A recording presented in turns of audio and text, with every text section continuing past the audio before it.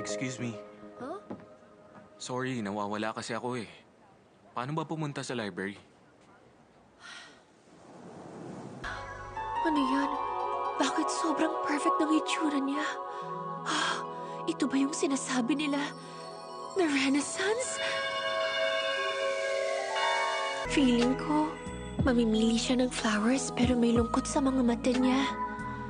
Tapos, tatanungin siya nung nasa flower shop. Para ba sa girlfriend mo yan?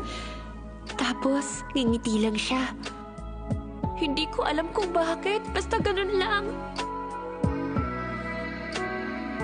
Tapos nun, ilalagay niya sa vase yung flowers na binili niya. Alam mo ba kung nasan siya?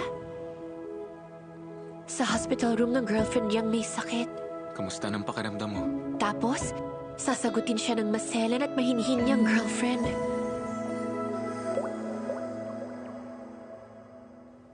Ganun pa rin. Bakit pareho kami ng itsura? Umayos ka nga, Mangy Jean!